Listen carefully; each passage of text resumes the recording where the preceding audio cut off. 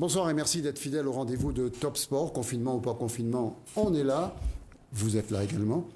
Et donc ce soir, 20h, demain 15h et vendredi 13h. Voilà les 3 Top Sport de la semaine. Et on recommencera la semaine prochaine, bien entendu. Alors, 3 sortes d'invités ce soir, 3 plateaux d'invités. Avec nous déjà, on retrouve Pierre Grondin, qu'on retrouve avec beaucoup de plaisir à La Réunion. Il est allé faire une petite escapade dans le pays des Lusitanos, exactement. Et puis on a Mademoiselle Dieudonné, Emma Dieudonné. Emma est un prénom qui porte chance actuellement. Il y a plein d'Emma qui ont des bons résultats en karaté et avec l'école de notre ami Grondin. Et puis le papa d'y jouer là, David, de son prénom. Voilà pour la première partie. On aura également Axel Louise qui viendra nous parler de ses déboires, non pas déboires sportif, mais il veut organiser une compétition. Et quelques instants avant, il dit non, on ne peut pas. On trouve ça pas normal. Il viendra nous expliquer de cela. Mais on n'a pas que Emma Dieudonné comme vedette. On a également un certain Laurens Ravaille. Laurens Ravaille n'est autre que le fils de Paul Ravaille, footballeur professionnel dans des grands clubs français. On ne dira pas Marseille comme un grand club, quoi qu'ils ont remporté la Coupe d'Europe. Cherchons pas comment ils ont remporté la Coupe d'Europe, en payant ou pas en payant. Ça, c'est une autre histoire. Mais toujours est-il que Paul Ravaille a fait les beaux jours de Marseille, a fait les beaux jours d'Angoulême, a fait les beaux jours de beaucoup de clubs français. Et là, il a un digne successeur. C'est Laurens Ravaille qui va disputer les championnats du monde, je dis bien du monde de skateboard. Et quand vous voyez la tête de Laurens Ravaille, vous voyez le père tout de suite devant vous. Donc, voilà. Mais on va voir la mère avant tout. On va voir la mère parce qu'on a en ligne avec nous Anne Ravaille. Le temps que la technique fasse le point et qu'on aperçoive Anne Ravaille. Anne Ravaille, vous nous entendez? Là, voilà. Charmante Anne Ravaille. Bonsoir, madame. On vous contacte parce qu'on veut avoir des nouvelles de Laurens Ravaille qui va disputer une compétition ô combien importante puisque ce sont tout simplement les championnats du monde, je dis bien du monde, c'est pas le championnat du quartier. Et comment vivez-vous cela?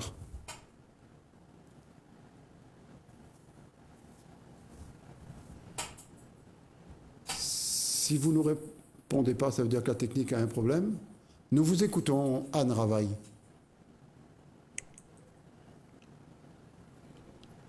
Anne Ravaille, vous repose la question, comment vivez-vous l'épopée de votre fils?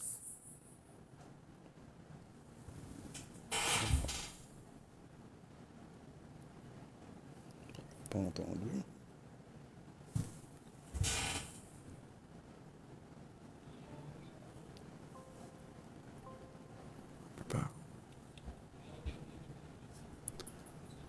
D'accord.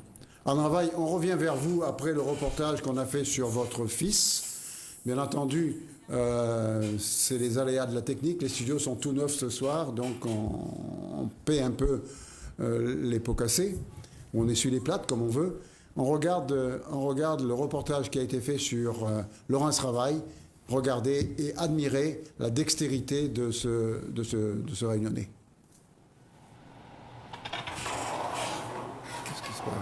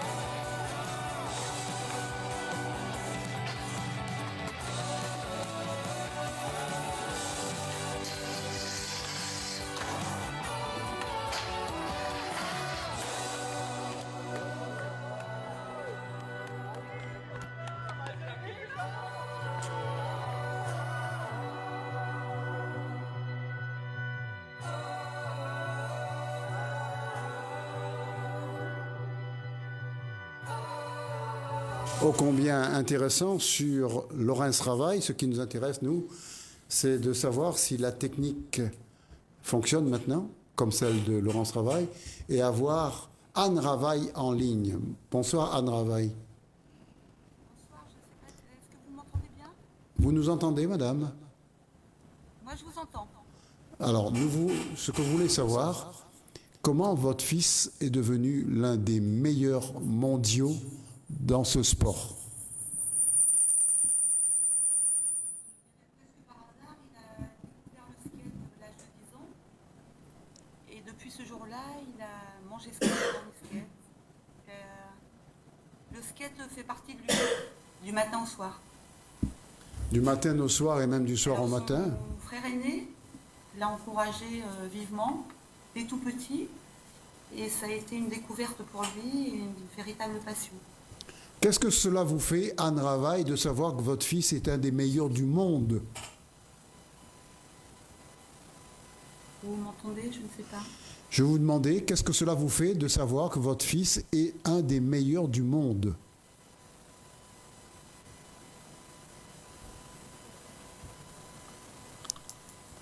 Madame, la technique n'est pas avec nous. On veut savoir, qu'est-ce que cela vous fait de savoir que Laurence fait partie des tout premiers mondiaux? C'est chargé d'émotions pour toute la famille, pour lui, pour son ami, tous les gens qu'il aime. Pour Papa Paul? En sachant qu'il s'est blessé l'an passé et que c'était une grosse déception pour lui. Il a énormément travaillé pour retrouver toutes ses facultés qu'il a retrouvées, puisque l'équipe de France est venue s'entraîner il y a quelques mois. Ils ont pu voir comme il avait récupéré au niveau physique, et ce qui a été l'aboutissement des résultats d'aujourd'hui. Quel sera maintenant le demain ou l'avenir de Laurence Ravaille? Cette semaine est une semaine cruciale pour lui. Comment ça va se passer? Quel est le programme?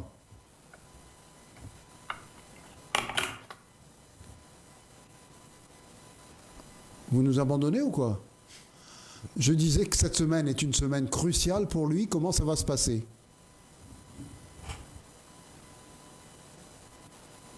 Madame Ravaille, Anne Ravaille, vous êtes fâchée, non?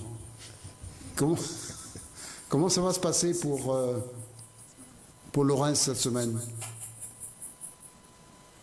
Change de casque. Bon, a priori, le son ne passe pas bien entre nous et Anne Ravaille, mais moi je vais vous dire ce qui va se passer. Il y a les championnats du monde aux USA, et après il reviendra en Europe pour faire d'autres championnats à Rome. Voilà le programme de Laurence Ravaille. Si jamais Anne Ravaille est toujours en ligne, et si elle peut nous dire ce vrai programme, je me suis trompé sur le programme, dites-nous ce qui va se passer cette semaine, Anne Ravaille. Il parle mieux, ton père.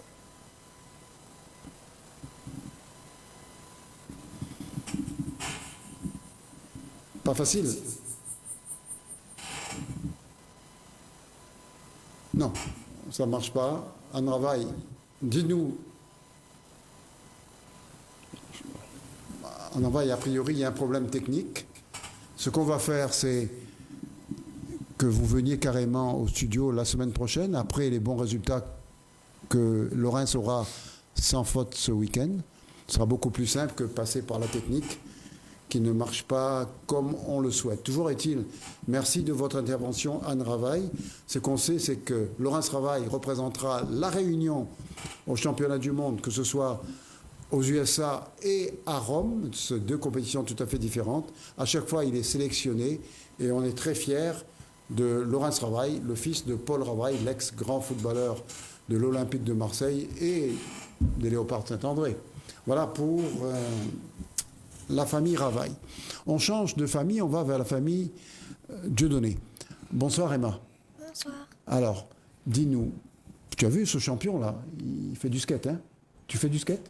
Non. D'accord. Et tu as vu qu'avec des champions comme ça, la Réunion est fière de ses fleurons. Et toi, alors, quelle est ta discipline? Qu'est-ce que tu sais faire? Ma discipline, c'est le karaté. Et N'hésite pas, parle-nous, raconte-nous, parle fort. ma discipline, c'est du karaté. Qu'est-ce que tu fais dans le karaté? Qu'est-ce que tu fais? C'est quoi, tu fais quoi dans le karaté? Ben, il y a des combats qu'on appelle kumité et il y a des katas.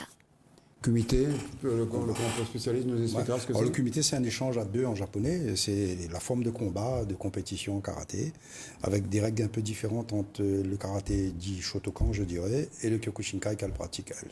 D'accord. Et là, par ces temps de Covid, comment fait-elle pour pratiquer son sport? On peut demander peut-être au papa, David. Oui. Donc, en ce moment, mais justement, comme on l'a dit, donc c'est en ce temps anxiogène et puis un petit peu difficile. Donc, c'est surtout privilégier le kata. Donc, on respecte effectivement la distanciation sociale. Donc, puisqu'il n'y a pas de combattants. En gros, le kata, je vais laisser plutôt à Sensei Pierre expliquer. Donc, le kata, c'est une chorégraphie. Entre vous, mais expliquez-nous Ouais. bien tout cela. hein. Non, mais il est plus spécialiste que moi dans le domaine. Donc, c'est une chorégraphie en fait qu'on réalise. Donc, Oui. c'est un combat virtuel Face entre à guillemets. plusieurs adversaires. Exactement. Donc, diverses directions et puis voilà. Donc, je Voilà laisse la la parole à... définition du kata. Voilà, ce kata en japonais, ça veut dire moule. C'est des répétitions que l'on fait et on mémorise comme ça des séries de mouvements qui permettent de former le corps et en même temps de préparer le corps à des Au combat. situations de combat. Voilà.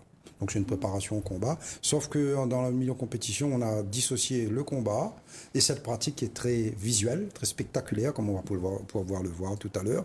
On a beaucoup de champions réunionnais qui ont excellé dans les katas, dans différentes méthodes, puisqu'il y a plusieurs écoles, je dirais, au niveau du karaté. Et c'est vrai qu'on a eu les Chaniat, on a eu Mazaka, on a eu toute une époque de karatéka. On a la petite... Tessia en ce moment qui a un bon niveau puisqu'elle est dans l'équipe de France et donc on a aussi des compétiteurs combat aussi en karaté. Là c'est vrai que par rapport aux réglementations et au confinement et à la Covid, on a été obligé de s'adapter un petit peu et d'éviter tout ce qui est contact.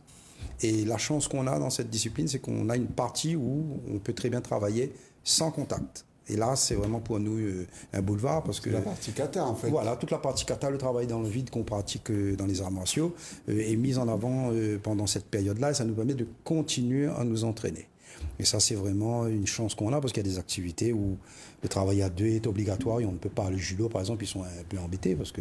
Un gars qui veut faire du football, à moins qu'il passe son temps à jongler, il ne peut rien faire. Hein. Voilà, exactement. Alors, c'est un petit peu la chance qu'on a, nous, avec ce côté compétition du kata, parce qu'un boxeur qui ferait du sac et l'entraînement physique et qui n'a jamais de ring pour faire des combats, ça serait vraiment paradoxal, quoi, dans une compétition où c'est le combat Ce qui... serait frustrant. Même. Voilà, très frustrant pour le pratiquant et en même temps, la discipline même, elle perd son sens, quoi, je veux dire. Mais là, je suis sûr qu'elle est moins timide maintenant. Alors, Emma, quel est ton objectif? Tu veux être quoi? Championne de la Réunion, championne de France, championne d'Europe, championne du monde, championne de quoi? Parle plus fort. Je voudrais bien être championne du monde. Carrément. Hein. Au diable avarice, hein, du champion du monde. Mais actuellement, quel est ton palmarès? Qu'est-ce que tu as comme victoire? J'ai fait des katas pour arriver à championne d'Europe.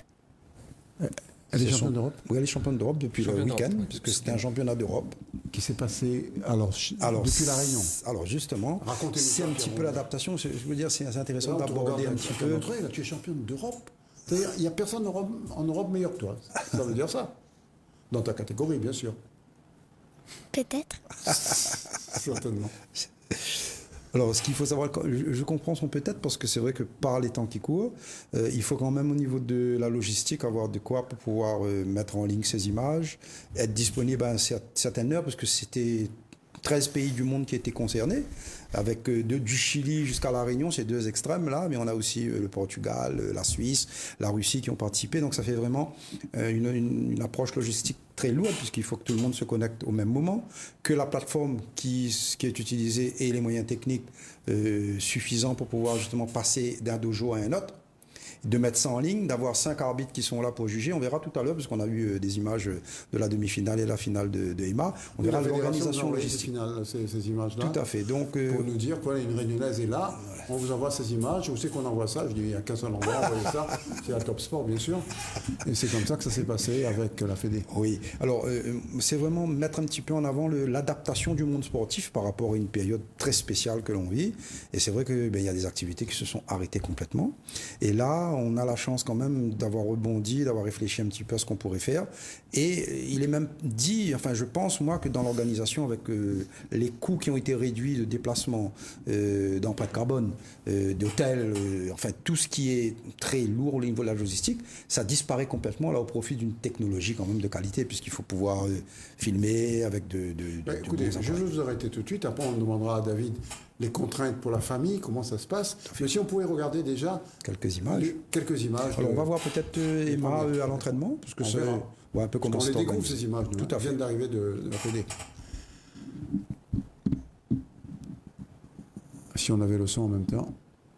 On peut faire des commentaires en même temps. Allez, oui, là, je veux dire, on voit un petit peu l'organisation. On a réduit les groupes, puisque au niveau des distances sociales que l'on doit pouvoir respecter, ça, c'est à Saint-Denis, ça. Saint-Denis, c'est dans le dojo où l'entraînement a lieu. Les petits groupes, les grands groupes ont été scindés en petits groupes. Voilà, alors toujours dans le respect de la tradition, le salut avant de commencer l'entraînement. Voilà. Voilà. Okay. Alors là, on voit vraiment. Alors là, au dojo Pierre Gondin, mon dojo, où là, il y a quand même une grosse association qui gère le. Et puis l'adaptation, c'est-à-dire que d'un groupe d'enfants, on est passé à 3 groupes. Donc on a scindé les heures. Il faut tenir compte du couvre-feu de 18 heures. Tout ça, c'est des contraintes qu'il faut prendre en compte. Et on a donc des parents qui jouent le jeu, parce qu'ils viennent emmener les enfants un peu plus tôt. On a donné aussi des possibilités de quitter un petit peu plus tôt le dojo et d'arriver un petit peu en retard, vu les horaires qui ont changé. Mais on a quand même une adhésion totale de la part des parents et des enfants qui ont besoin, par les temps qui courent, de bouger, de transpirer, de s'activer. C'est un petit peu paradoxal d'interdire le sport quand on sait que le sport c'est la santé.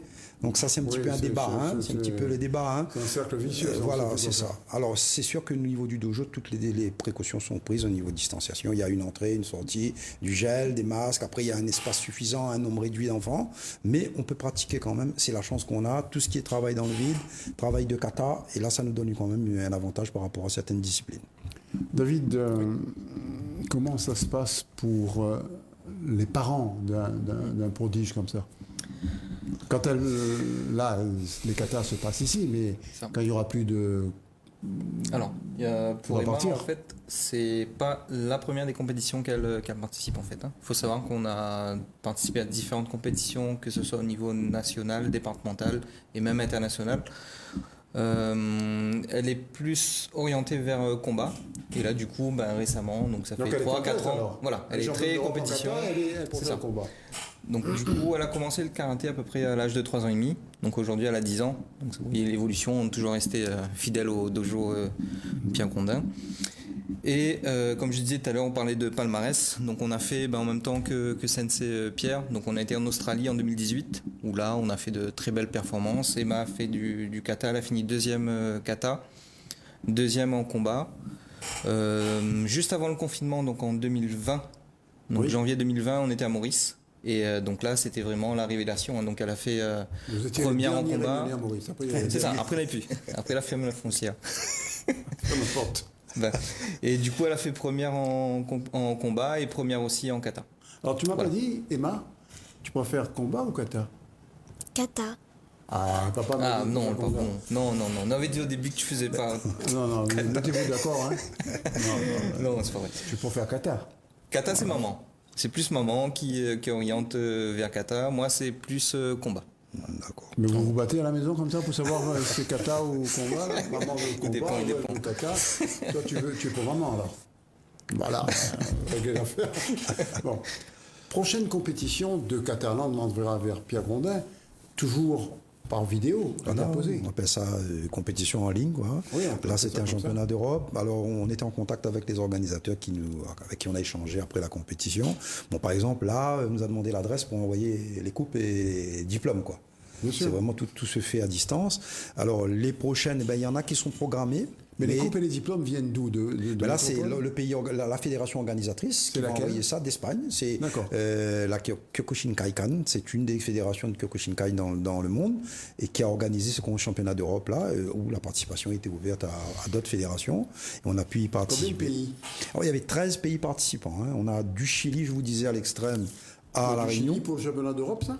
Oui, alors en fait c'est une compétition internationale et européenne bien évidemment. Le titre c'est un titre européen, mais il y a des gens qui peuvent venir du Chili parce que en ce moment il y a tellement peu de compétition qu'ils acceptent des gens.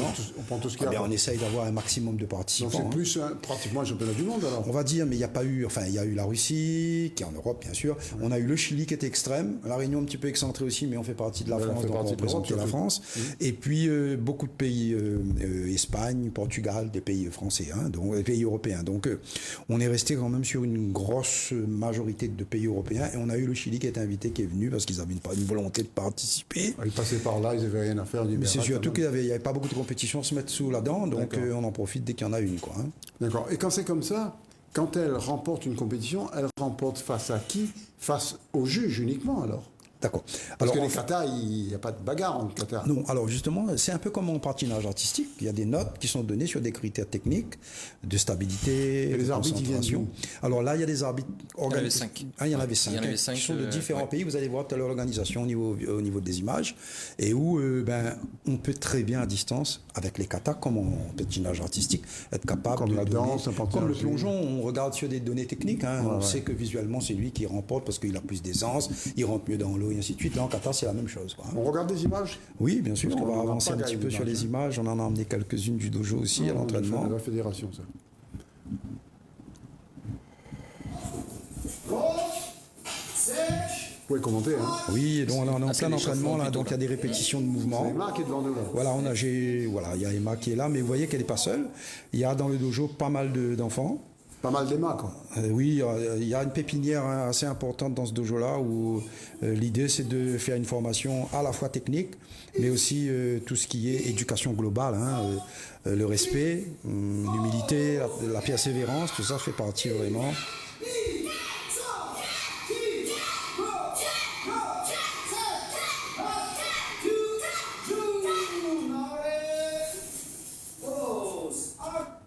Voilà, alors là vraiment c'est vraiment le travail très traditionnel qu'on pratique dans les salles, dans les dojos.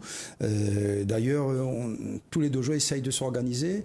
La difficulté souvent c'est que certaines municipalités ont fermé les salles, donc on n'a pas accès à des créneaux. Là on est dans un dojo privé qui a une certaine latitude quant à l'utilisation des créneaux et des horaires, donc ça facilite pas mal de choses. Alors vous avez vu, il y a des enfants là, il y en a des enfants qui ont 4 ans dans ce groupe-là, c'est des petits.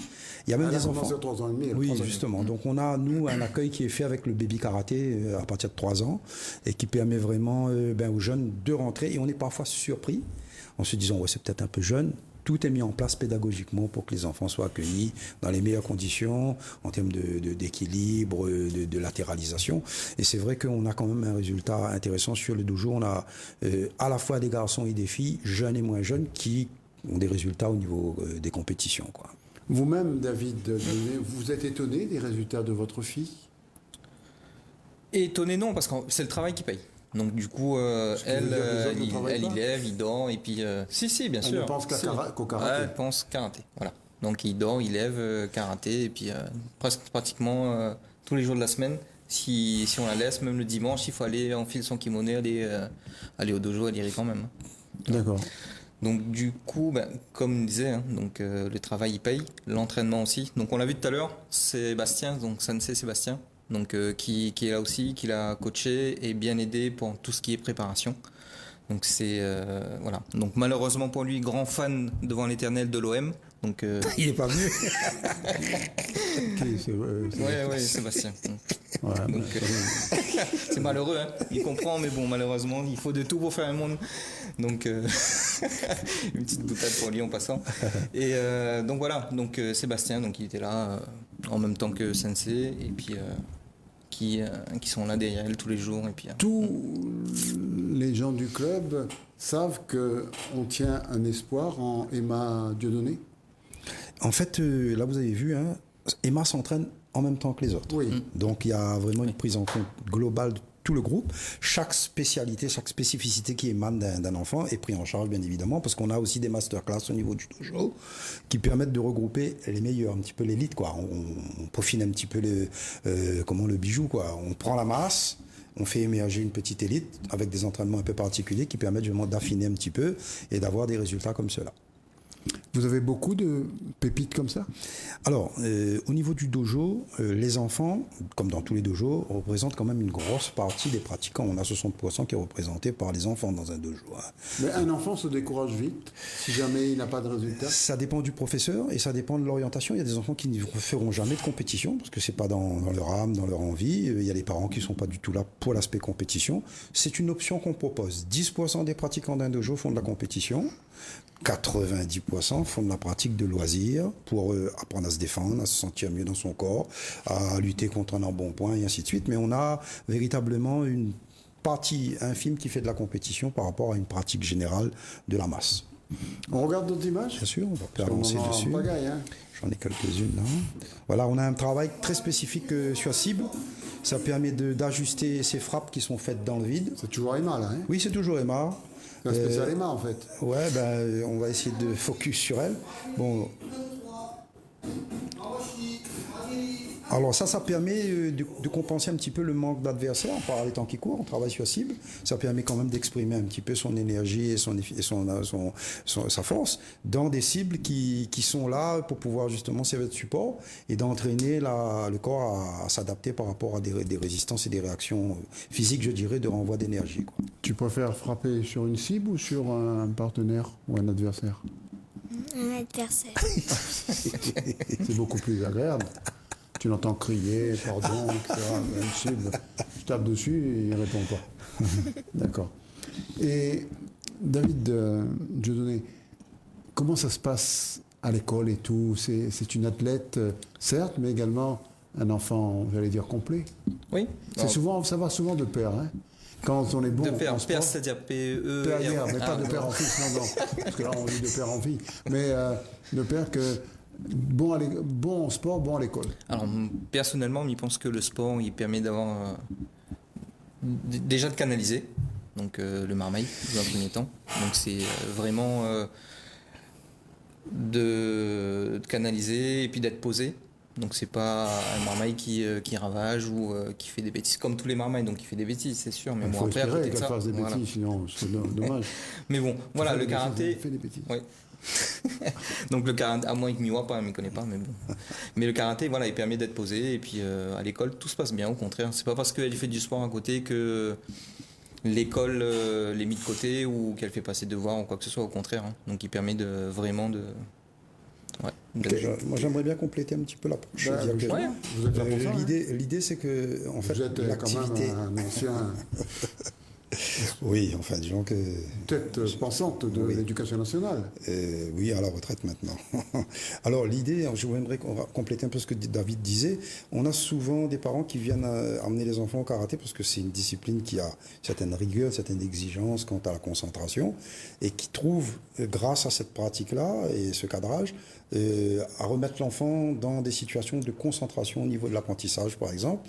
Et ça permet vraiment, c'est vraiment une force pour les activités martiales comme celle-là, parce qu'il y en va du respect, il y en va du respect de soi d'abord, puis des autres, de respecter les adultes, et aussi d'être relativement persévérant dans l'apprentissage, parce que parfois, il y a des choses qui sont pas faciles à apprendre. Et là, on a des enfants qui restent concentrés sur une durée assez longue et qui ont donc accès à des capacités d'apprentissage facilitées. Et ça devient même parfois une nécessité pour des parents de trouver ce genre d'activité-là pour permettre à l'enfant de retrouver des marques dans son processus d'apprentissage.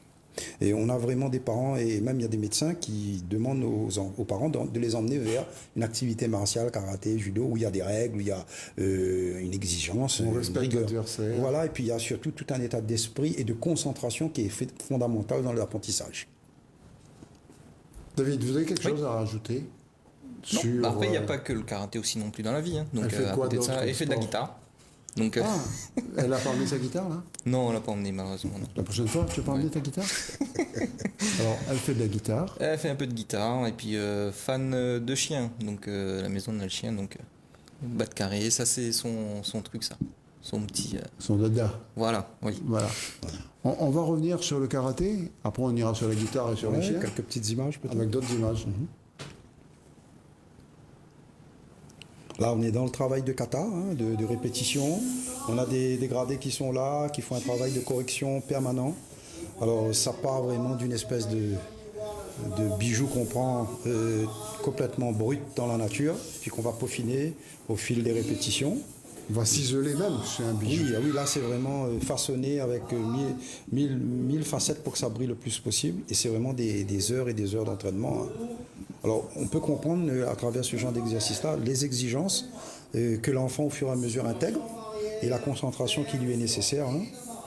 Alors, il faut bien évidemment comprendre qu'au niveau de la prise en charge pédagogique, on essaye de tenir compte, comme le disait David tout à l'heure, d'une éducation globale, c'est-à-dire qu'on ne va pas couper l'enfant de toutes ses passions, de toutes ses envies, de ce que la jeunesse peut amener comme envie de faire. Et on a des enfants qu'on essaye d'être les plus épanouis possible. Pratique du karaté, oui, mais aussi accès à d'autres activités. Comme c'est le cas d'Emma. Voilà, on essaye de conserver ce côté éclectique un petit peu de l'approche de la vie pour un enfant de 10 ans, quoi. Alors, qu'est-ce qu'on peut dire encore sur l'avenir d'une Emma qui a 10 ans et qui a un grand avenir devant elle?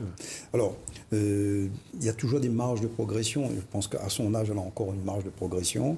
Elle peut gagner en vitesse, elle peut gagner en puissance, parce que son corps va changer. Il y a toute cette prise en compte qui est nécessaire par les éducateurs qui sont là, parce que à 10 ans, elle ne va pas fonctionner comme à 15 ans. Il y aura d'autres soucis aussi qui vont intervenir avec l'adolescence. C'est qu'on a envie de peut-être se lâcher un petit peu. Quand on a eu une enfance, on a passé beaucoup de temps au tatami, sur les tatamis à s'entraîner. Peut-être qu'à un moment donné, on a envie de se lâcher. C'est là qu'il faut être vigilant ou, dans le respect complet, lui laisser aussi certaines latitudes sur le temps d'entraînement, puisqu'elle a quand même un beau palmarès déjà. L'idée pour nous, c'est de garder la motivation intacte sur une longue durée. C'est pas le plus facile. C'est pas le plus facile, parce qu'il y a tellement de miroirs aux alouettes là, avec tout ce qu'on a autour de nous, les autres activités qui sont très plaisantes. On a souvent quelques-uns qui basculent vers le skate, vers la danse, le hip-hop, tout ça c'est très attirant. C'est vrai que la rigueur et tout le travail physique qui a été mis en place par les années de pratique du karaté facilite aussi l'accès à d'autres disciplines. On a souvent dans les dojos des gens qui font football, karaté avec beaucoup de réussite. Après, il y a des choix qui sont à opérer à certains moments, et là, après, ça reste Après, il faut se spécialiser. À un moment donné, on peut plus papillonner. Bon c'est intéressant pour nous, et dans l'approche qu'on a avec les parents, dans le discours qu'on a, c'est de leur dire, laissez-les essayer. Moi, j'ai des enfants qui ont fait 6 mois de football puis qui sont revenus au karaté. Et j'aurais peut-être dit non, reste au karaté. Peut-être qu'on serait passé à côté d'une période d'essai qui n'était pas concluante et qui fait que l'enfant revient au karaté beaucoup plus spontanément, avec envie. Alors que si on lui avait dit va pas au football, viens au karaté, non, on laisse la possibilité à un enfant de cet âge-là d'aller voir ailleurs, de tâter d'autres choses et après de se faire une idée sur la discipline qui lui convient le mieux. Je préfère avoir laisser un enfant partir au football et voir qu'il devienne un grand champion de football, d'ailleurs ça rapporte plus que le karaté au passage, que de lui avoir dit reste au karaté et peut-être qu'il y aura une carrière peut-être médiocre en karaté, alors qu'il aurait peut-être pu éclater en football. On est vraiment dans le respect un petit peu des envies de la personne, quoi. Sinon ça devient trop cadré, fermé, et ça limite la personne dans ses possibilités de vie et de voir un petit peu un avenir différent, quoi. S'il n'y avait pas le karaté, quel sport aurais-tu aimé faire? Ou en plus du karaté? Je sais pas. Il n'y a pas d'autres sports. Donc c'est l'exclusivité là. Oui. Je ne veux pas entendre parler de... Elle a essayé d'autres sports d'ailleurs. Elle a Donc, essayé, au début, mais- donc étant petite, je l'ai emmenée au taekwondo parce qu'en fait à la base c'est un peu pareil. voilà. Donc au début, j'ai fait C'est la même famille, différents c'est le sport sports, combat. voilà, c'est ça. Et puis c'est elle qui a choisi et puis voilà, D'accord. Taekwondo, karaté, jiu-jitsu, c'est la même chose tout ça. c'est ça. Je veux dire, ça lui changera Alors pas grand-chose. ce qui est marrant là-dedans, c'est que moi à la base, je suis pur produit taekwondo. Et je l'ai inscrit au karaté donc avec Pierre Grondin. Et c'est à force d'être assis sur les bancs, donc que petit à petit, donc on commence à mettre un pied sur le tatami, 2 pieds, et puis voilà. Donc aujourd'hui, fervent adhérent du club, et puis Et ceinture noire en plus. voilà, c'est ça. Et je viens de passer ma ceinture noire donc l'année dernière De karaté, de taekwondo? de karaté. D'accord. Et taekwondo, Taekwondo, j'avais déjà ma ceinture noire à la base. Donc ça faisait un petit relais, et puis voilà, ça me permet d'être avec elle sur les tatamis. Et ben, du coup, à force, pareil, la maman, à force d'être assis aussi sur les bancs. ceinture noire Non, pas encore. Sur le pantalon. Oui, c'est bien ça. Mais il vient, il tarde pas. D'accord. Ouais. Non, c'est bien. Alors ça, c'est un exemple vraiment de famille, qui, sportive. au fur et à mesure, il y a un enfant qui Motive vient, l'enfant. puis les parents assistant au cours. Et puis Les parents voilà, sont que- motivés par l'enfant, en fait. Ben, déjà, on vient au dojo. Parfois, on reste 1 heure sur le banc à rien faire. Et on se dit, à la limite, c'est intéressant, c'est marrant, on commence à rentrer dedans. Et on a comme ça des familles entières qui s'inscrivent au final, qui viennent parce que on prend le virus. En parlant de sur le banc, Mbappé sera sur le banc ce soir. Hein. Ah bon? Ah oui, D'accord. il est blessé Blessé. à la cheville, on dirait. D'accord. Blessé Quelque chose quelque comme ça. part, voilà. D'accord. Ouais, mais ça fait, Juste pour savoir, c'est quand même bien payé de rester sur le banc une soirée quand même. Hein. Oui, mais enfin, je ne sais pas s'il restera longtemps sur le banc, parce que s'il y a le feu, il sera obligé de rentrer. En bon pompier, il faut qu'il éteigne le feu si jamais Paris ne réussit pas un gros coup. Fait-on sur le lui terrain de un Manchester. rétablissement rapide alors? Oui, mais on est tous derrière Paris. Le corps, Encore, c'est l'outil de travail là. même s'il y en a qui ne le pensent pas, mais il faut être derrière la France. On regarde d'autres images Oui, de peut-être voir ce que d'autres nous a petites envoyé ce dojo Pierre Gondin. Ah, on a un professeur là qui va intervenir. Farsa. Arts martiaux, taïkikan, karaté. Parlez-nous un petit peu du Covid et des arts martiaux. Le Covid a été vraiment un coup d'arrêt pour les arts martiaux en général. Mais dans la pratique du taïkiken, comme c'est une pratique, je dirais, très personnelle et aussi très éclectique, on travaille surtout la position de l'arbre, donc pas de contact, rien, et différentes postures à partir de déplacements lents, etc., etc. Disons, on a accentué davantage pendant la période du Covid sur la pratique du taïkiken. Ok. C'est une pratique de santé aussi et c'est primordial pendant le Covid, non? Absolument. Ça apporte la relaxation, la méditation, une méditation, je dirais à la fois mécanique dans le sens du rythme cardiaque, mécanique dans le sens des muscles et tout, pour avoir un relâchement, un total lâcher-prise. Ok, merci beaucoup. Voilà, nous, on a recruté, en attendant, Axel Louise, bonsoir. Bonsoir. Karaté, vous connaissez tout ça? Oui. Ah, on se connaît. C'est pas. Vous êtes un ancien, un vieux de la vieille là-dedans, un passionné également. Et on vous a recueilli vite parce que vous avez plein de choses à nous dire. Mais on va continuer avec, Oui. avec nos amis et avec la tribu d'Emma, qui a le papa qui est là, la maman qui est là. Oui, ça. C'est une belle histoire. Et on peut dire, avec ce professeur de karaté, Ben, c'est la problématique en fait d'une adaptation par rapport à un contexte spécial avec la présence du Covid. tout est spécial là, actuellement. Mais là actuellement on vit vraiment une période très spéciale. La preuve, le championnat en ligne quoi, qui est vraiment impensable. Qu'on n'aurait jamais fait s'il n'y avait pas Exactement. cette affaire-là. C'est la contrainte. Donc c'est une très bonne du chose, moment. ça, par contre. On apprend qu'il y a des choses qui sont. En et gros, c'est vraiment l'adaptation qui est On peut intéressante. passer, On réinvente. on peut passer le bac chez soi, quoi. Ben, c'est ce qui va se passer. en va se passer. D'ailleurs, on a eu une grosse période de l'année dernière où c'était en télétravail à la maison et en enseignement à domicile. Et on fait avec, hein, on est obligé de s'adapter. Hein, sinon, on arrête l'école, c'est pas possible. Là, le contexte fait que la réflexion qu'on a souvent, c'est qu'il y a des décisions qui sont prises parfois, qui sont un petit peu frustrantes parce que on a la coexistence d'activités qui s'arrêtent, alors qu'à côté, il y a des choses qui continuent et qui il faut pas regarder à se côté. poser des questions. Le problème, c'est que quand on a une activité qui pourrait peut-être continuer pendant que l'autre, puisqu'elle fait à peu près la même chose, continue. Mais citez les noms. Non, mais je sais pas, par exemple, je vois les restaurateurs en ce moment Voilà, qui sont alors. complètement À la fermés, rue, alors. ou qui font de l'emporter ou de la livraison. Et à côté de ça, là, par exemple, ils vont ouvrir sur la métropole les terrasses de certains bars, et le restaurateur n'aura pas, lui, le droit de vendre, de recevoir des clients. On ne sait pas quel est le critère de choix qui est derrière ça, parce que c'est des activités qui sont identiques, avec des traitements différents. Et c'est ce qui perturbe un petit peu la compréhension, là. La multitude de mesures qui sont prises dans un sens ou dans un autre, et ça prolonge un petit peu la compréhension de Plein de gens. personnes. Si Axel Louise est là ce soir, c'est un peu pour ça, parce que lui aussi, il a été victime, j'allais presque dire, d'une incompréhension ou d'une injustice. Cela dépend de quel côté on se place. Enfin, il nous parlera de tout ça. tout à l'heure. Et on verra si on enregistre sa plainte. D'accord? Avec la police. Des karatékas, là, j'en ai besoin de ça. On regarde nos images? Oui, là, je crois qu'il y a Emma au kata, je crois. Là, qui Emma s'entraîne au kata, c'est le kata qui l'a sacrée championne d'Europe. Non, là, on va voir déjà l'entraînement du kata et on ira voir les deux, la finale et la demi-finale. Là, on est prêt à voir ça. va. Et puis, puisqu'il n'y a plus que des karatékas sur le plateau maintenant. Voilà, là, c'est un petit travail de répétition qui prépare le championnat au niveau du dojo. Elle réalise une petite forme de kata. Alors, ce forme en japonais kata en japonais veut dire moule. On est vraiment dans une répétition intensive de mouvements dans des directions très précises.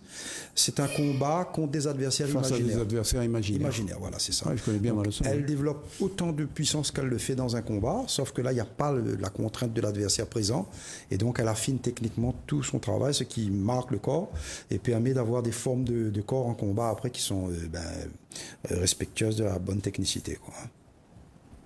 Quand tu te vois comme ça te fait plaisir, hein? Tu te dis, ouais, je suis bonne. Hein? Voilà. Voilà, il y en a. Elle va en faire un petit deuxième, là, je crois. C'est ça.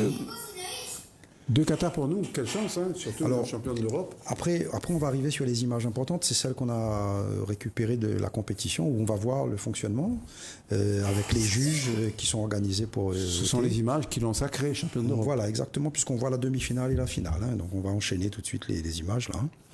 Ça, c'est vraiment le travail de base qui se fait en club, sur des heures et des heures de répétition. Dans un contexte spécial. Tous les clubs sont restés ouverts. Malheureusement, il y a des dojos, comme le nôtre, c'est un dojo privé, on a quand même des facilités. Mais en plus, là, la réglementation fait qu'il n'y a que les. Alors, c'est un juge, celui-là? Ah, on a un juge là qui va juger.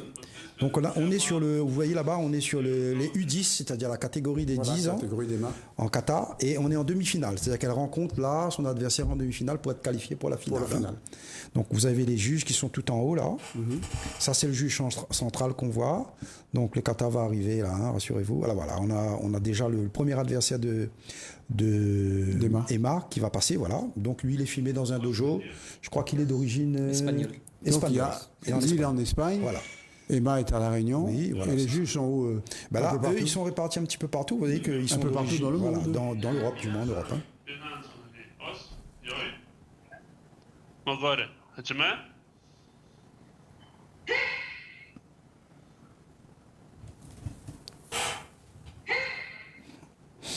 Pas facile de juger un kata, hein? Oui, c'est pas facile. Alors, il y a des critères très précis dans la formation des juges. Hein. On a des critères très précis que sont la stabilité, l'explosivité, le respect du schéma du kata, la présence aussi, le regard, le kiai, tout ça, ça rentre en ligne de compte. Hein. Donc ça permet de faire une différence entre deux participants. D'ailleurs, là, on va voir la petite espagnole et on va voir Emma dans la foulée. Hein. Non, ça, c'est en demi-finale, Emma. Hein? Voilà, donc là, les juges, ils attendent le passage de la deuxième personne et ils vont choisir un ou deux avec les palettes, vous allez voir. Hein. We need your video. Please turn on your camera. Thank Voilà. you. Emma, can you hear us? Emma, please respond. Your kata. Là, tu cites ton Takioko kata. Sona H. Yoi. Mogore. Hachime.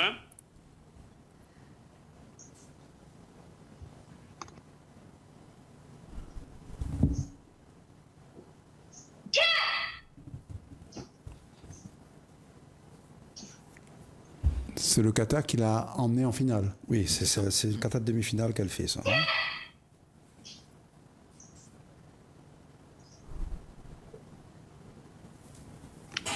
Yaman Are. Alors, on va voir les juges maintenant prendre leur décision. Ils Puisque ont les intérêt deux... à prendre la bonne décision. Hein. Thank you.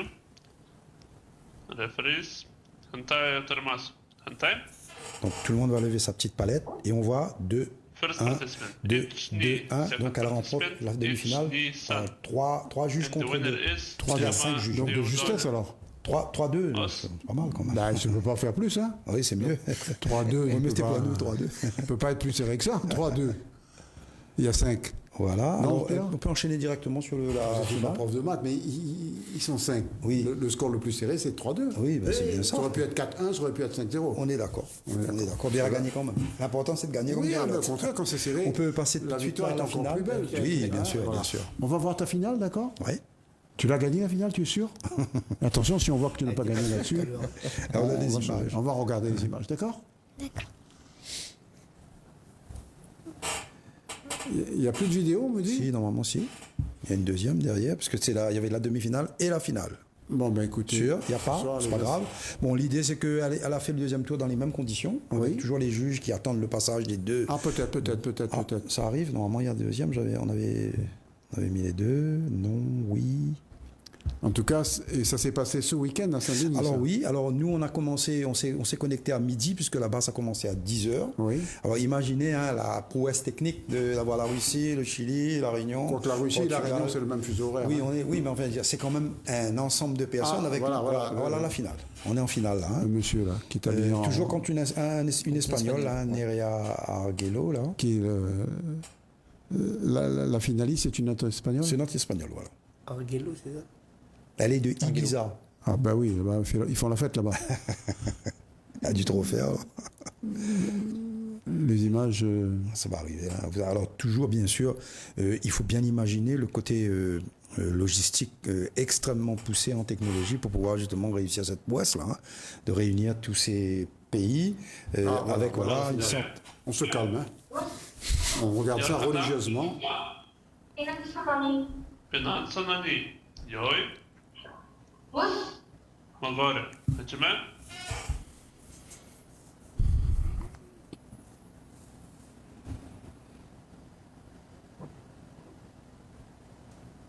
Elle est en Espagne, dans quelle ville? Ibiza. Ah oui, vous m'avez dit.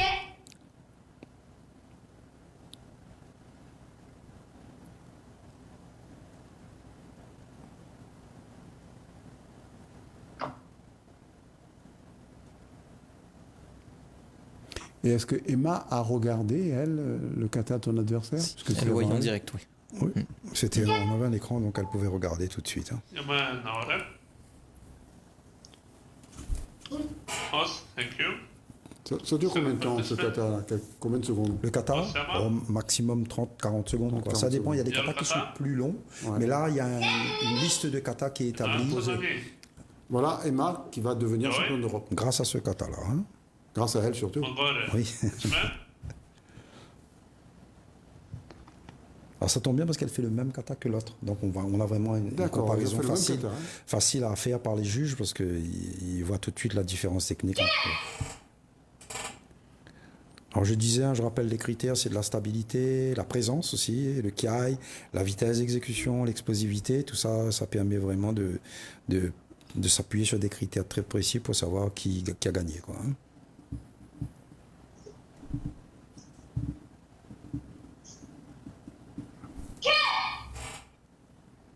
Yaman Naora. Voilà. Alors même scénario, hein, ils vont juger là en haut, maintenant on va voir un petit peu les résultats. À mon avis, elle va gagner. Termas. Antai. Second participant, Ijni Sanchi Go. And the winner is Emma Diodone. Emma Diodone, Donnez. qui est championne. Bon, elle fait 5-0 là. Sur ce Ouais, niveau-là, là, donc, c'est sans contexte, ah, pas c'est- comme tout voilà. à l'heure. Hein. Axel Louise, vous avez vu tout ça, vous connaissez bien les katas. Moi, je me hein. posais la question, Oui. au niveau, puisque c'est nouveau, comment vous y arrivez au niveau des caméras, au niveau des... Alors, Parce que, heureusement, on n'a pas oui, cette, bien sûr. cette habitude-là, Alors, même si on s'adapte, c'est bien sûr. financièrement... Tout à fait. Je suis tout à pas fait. journaliste, hein, mais bon, je me pose cette question. Non, mais c'était intéressant et j'en parlais tout à l'heure. Je dis, là, l'organisateur, il n'a pas de dépenses à faire sur les hôtels, l'accueil, le transport des athlètes, mais il a quand même accès à avoir une logistique technologique Ça veut dire que vous avez assez fait un poussée. investissement. On a une participation minime de 15 € par athlète qui ne va pas tout payer, mais c'est vrai que le choix de le faire à distance nécessite pour l'organisateur d'avoir une plateforme de qualité. On est passé par une plateforme professionnelle, vous avez vu, on passe d'une caméra à l'autre, alors que nous, on est dans notre dojo avec notre petit téléphone. On n'a pas besoin d'investissement lourd à notre niveau, mais c'est là-bas la connexion entre ces différentes caméras, entre les juges et tout ça, qui est la plus lourde à mettre en place. Donc ça nécessite quand même moins d'investissement que de placer les équipes. Il faut filmer, ça veut dire qu'on ne va pas filmer avec un téléphone. Bah si, avec les téléphones qui sont de D'accord, ce que je vois là, c'est avec un téléphone. Il y a le téléphone, c'est une petite, un petit support, et on a l'enfant qui est en face. On a des qualités, des téléphones qui sont de bonnes, qui font vraiment de belles images. Hein, on a la chance, parce que sinon à l'époque, il fallait avoir une grosse caméra et ainsi de suite. Donc ça facilite les choses. Pour pouvoir faire des... Oui, les images auraient été bien meilleures. mais ils n'ont pas voulu investir. Après, derrière, ce que j'ai vu, c'est... Enfin, je sais pas, je pose comme question. J'ai vu... Les autres, ils avaient une image nette derrière, ça veut dire qu'ils avaient, on dirait, un rideau, quoi. D'accord.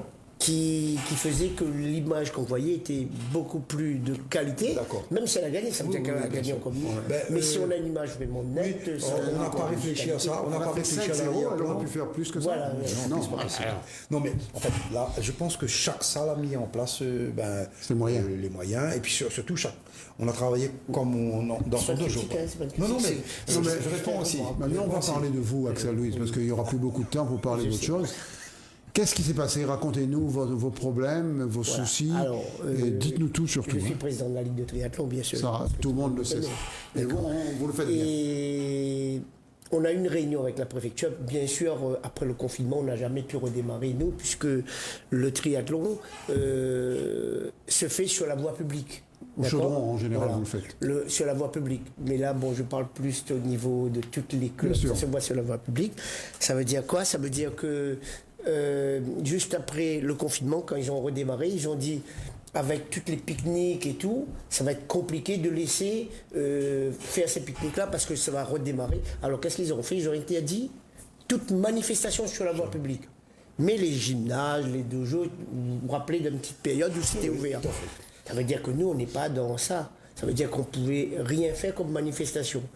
Et j'ai demandé un entretien, j'avais mon camarade Prianon, Claude Prianon de l'athlétisme, et aussi Efna de, comment ça s'appelle, Stéphane du cyclisme, puisqu'on utilise tous la route. Bien sûr. On a demandé un entretien avec le préfet, on est allé le voir. Notation, vous avez demandé à personne alors. Et on a bien discuté avec eux. Ils nous ont expliqué que cet arrêté plutôt, n'était pas vraiment fait pour ça. On les a expliqué qu'il faudra essayer de regarder à séparer ça. Bon, c'était encore une période où c'était un petit peu difficile. Ils ont écouté, ils ont compris, mais ils nous ont bien dit que maintenant, il faudra réinventer votre pratique. D'accord? Et c'était là où c'est problématique. Vous imaginez démarrer une course de montagne, par exemple, avec un parent de départ ou 6, c'est hyper compliqué. Je lui ai dit, en triathlon, c'est pareil, on aura pour 2-3 jours pour faire tout le monde après remettre les temps. Mais il fallait malgré tout trouver une solution, puisque l'arrêté partait depuis le 23 avril jusqu'au 7 mai. Ça ne change pas, il faut trouver quelque chose. Pour nos adhérents, on a essayé de travailler dessus, réfléchir. Et on a dit, bon, allez, on va adopter la solution. On appelle ça existe déjà un petit peu en métropole, un espace de triathlon éphémère. Nous, on l'a dit éphémère parce que souvent, en métropole, il existe, quelqu'un arrive, ils peuvent faire sur cette situation et puis repartir, mais ça reste là. Là, non, nous, on a dit, on va le faire éphémère. On va essayer de regarder bien qui est-ce qu'il y a dans cet arrêté du 20, 21, 786, enfin bref. D'accord? On l'a regardé et on a dit, il faut être au maximum 6. Il ne faut pas que ça se croise pour augmenter et il faut, dans notre manifestation, ça ne dépasse pas les 100. Ça devient compliqué. Oui, mais on y est arrivé, à le faire en respectant ça. On a dit, bon, on va faire des départs, on va faire qu'une demi-journée, on sera à peu près, ça a été 86 à peu près, et ce sera 6 avec 2 parcs différents de vélos, sans utiliser l'espace qui existe pour le public, parce que comme on ne fait pas de demande, l'espace ne nous appartient pas. D'accord? Ça veut dire qu'on dépose le vélo là. Là, sur des murettes, comme ça. On fait juste une surveillance du vélo. Ce qu'on a fait, on a mis en place quand même, au niveau de la natation, de la surveillance. des professionnels pour la surveillance en cas de noyade. Ça, c'est une petite obligation. Oui, c'est vrai. Voilà, c'est une sécurité plutôt. Voilà, c'est pas une obligation, c'est une sécurité. On a mis ça en place et puis après, on a mis des bénévoles, on l'a préparé pour que les bénévoles vont voir le public, parce qu'il peut y avoir des publics qui ne viennent pas pour nous, mais ils voient un show, ça veut dire un show. Ils sont en train de regarder, ils vont commencer à s'entasser, ça veut dire que ça joue contre nous. On a dit, on va aussi préparer ça pour leur dire de ne pas rester, parce que sinon, on sera obligé d'arrêter notre manifestation. Mais ça, c'est sur un principe d'entraînement, pas de compétition. Ça veut dire qu'il n'y a pas payant, il n'y a pas de temps de chronométrage. C'est vraiment pour essayer de tenir un petit peu, j'appelle ça un petit peu un soupape, pour qu'il n'y ait pas ce qu'on appelle le triathlon marron. Voilà, on dit un petit peu, qui existe déjà un petit peu, qui commence un petit peu. Essayer de mettre de la sécurité dedans. Et on l'avait mis en place. Bien sûr, sûrement la préfecture ou quelqu'un d'autre, ils ont vu qu'on mettait ça en place, puisque c'était un entraînement, il n'y a pas à cacher, quoi. On l'a mis, on a fait les inscriptions et tout. Le vendredi, c'était pour le dimanche. Le vendredi, je reçois un mail de la sous-préfète de Saint-Paul, qui me dit la loi prévoit ça, je vais dire un petit peu. On a regardé. Je lui ai envoyé tout de suite un courrier pour lui dire oui, on connaît très bien la loi, voilà. Qu'est-ce qu'on fait? Dans ce qu'on fait, on respecte ce qui existe. On respecte la loi. Voilà, on respecte la loi, on a tout respecté. Bon, ils nous ont laissé mijoter un petit peu, on a attendu, j'ai dit peut-être qu'il va nous répondre de quelque chose, ou s'il ne nous répond pas, vous connaissez le principe, pas répondre, ça veut dire que vous autorisez, d'accord? Et nous, on n'avait pas demandé à quelque chose, sauf qu'on reçoit le vendredi soir à 17h30, là, on ne peut plus rien faire. Hein. Un mail, un courrier? Un mail, toujours, d'accord? Là, c'est plus la peine, là, toutes les administrations sont fermées. Et oui, non... Bon, après, je suis un élu, ça veut dire que je dois respecter quand même des règles. Mais sauf que dans ce courrier, il n'y avait plus les 6, il n'y avait plus les 100, mais il y avait le triathlon éphémère, je vous interdis le triathlon éphémère. Là, il a bien prononcé triathlon éphémère. Ça veut dire que là, il vous défend de faire ça. Là, vous n'avez pas de choix. Mais moi, ce que je disais, c'est... Il me téléphone, il m'explique... Pour vous, c'est une injustice. Voilà, il m'explique, il peut me dire qu'à l'heure actuelle, la situation ne permet pas. Pourquoi je ne comprendrais pas ça? Vous savez, en triathlon, il y a plein de règles. Il y a les règles pour le vélo, il y a les règles pour la natation, il y a les règles pour la course à pied. Vous voyez, toutes les règles qui existent en natation, toutes les règles qui existent en course à pied, nous, on les a, tous les trois. En plus, on a ce qu'on appelle notre logique interne de notre spécificité qui rajoute encore. Ça veut dire que les règles, on connaît, on est habitué, on peut le comprendre. Et après, on ne parle pas contre la santé de nos triathlètes ou ni la santé des Réunionnais en général. Il met des règles, on respecte les règles, mais quand on respecte les règles que vous avez mis, mais après, vous nous respectez aussi. Vous voyez ce que je veux dire? Et là-dedans, en nous disant au dernier moment où on ne peut plus rien faire, oui, là je dis, dites-moi, qu'est-ce que j'ai fait qui n'est pas bon? Est-ce qu'il existait quelque chose que j'ai mal lu ou que je n'ai pas compris? Et par rapport à ça, je peux encore trouver des solutions. Je ne voulais pas contourner quoi que ce soit. Je voulais juste savoir qu'est-ce qu'on peut faire, qu'est-ce qu'on ne peut pas faire. Vous imaginez, à l'heure actuelle, on ne peut pas faire d'entraînement. Là, ce qu'il nous dit, c'est ça. On ne peut pas faire... Et vous allez sur toute la route, vous regardez, à l'heure actuelle, je ne sais pas, même dimanche, il y avait un peloton qui passait qui avait plus de 125. Vous voyez un petit peu. Attends, c'est ridicule. Moi, ce que j'ai voulu faire, c'est essayer de respecter, mettre des groupes de 6. On a même dit, quand vous doublez un autre groupe, il ne faut pas rentrer dans l'autre groupe, ceux qui sont habitués. Il ne faut pas sucer la route. Oui, bon, oui, c'est exactement ça. De façon à ce qu'on respecte. Non, mais là, c'est le respect dans l'autre sens qui n'est pas eu. En conclusion. La conclusion, je lui ai envoyé un lettre dimanche parce que j'étais vraiment pas content. J'ai envoyé un lettre dimanche et je lui ai demandé un entretien. Et comme j'ai un ami qui vient d'être élu, dont vous connaissez bien, Villandeuil, je lui ai dit Villandeuil, je lui ai expliqué aussi mon cas. Il m'a dit ok Axel, on y va ensemble, Alors c'est quand la réunion là? Ben j'attends. Alors le problème c'est quoi? C'est que le 7, cet arrêté finit le 7. Ah bon, le 7 arrêté. D'accord, 7, il peut très bien, oui, 7 mai, ça veut dire qu'il peut très bien attendre que l'arrêté finisse Et ensuite, il me dit, mais c'est fini, monsieur Luis, vous n'avez plus besoin d'arrêter, de réunion, parce que vous pouvez le faire C'est maintenant. comme ça que ça va se passer, non? C'est pas bien malgré tout. C'est pas bien. D'accord. Vous voyez ce que je veux dire? Moi, je suis respectueux des règles. Connaissez-vous d'accord? l'histoire du pot de fer contre le pot de terre? Oui, non, mais je sais bien. Mais je le dis Ah, ou c'est quand le même. pot de terre. D'accord. Non, mais je sais très bien. Mais je le dis quand même. Vous l'avez bien fait de le dire. Et nous, on a été très contents ce soir de recevoir cette jolie petite fille qui s'appelle Emma Dieudonné. Merci d'être venue. Hein. Tu es contente d'être là?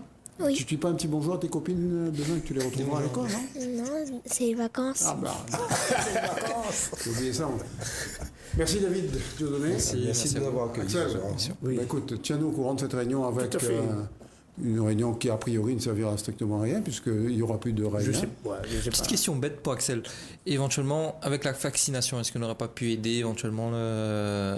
Je sais Ben, pas, c'est une idée qui vient en tête comme ça et puis... Ben, la vaccination, une question d'âge en triathlon, surtout à l'heure oui, actuelle, oui. ils sont assez jeunes encore. C'est machin. Mais non, on peut se Bonne vacciner idée. à partir de 18 ans, Oui, hein. voilà. Là, ils vont changer, mais 18 Oui. ans, Oui. ils disent il faut être un petit peu gras. Et le triathlon, pas trop. Mais bon, En tout cas, merci d'être là. Merci beaucoup. Bien, pas un dernier petit mot. Là, une conclusion, on va dire qu'on espère que le contexte va changer rapidement quand on D'accord, retrouvera nos merci. habitudes. N'oubliez pas, rediffusion demain 15h, demain mercredi, et vendredi 13h. Super. Bonsoir. merci. Merci. Merci.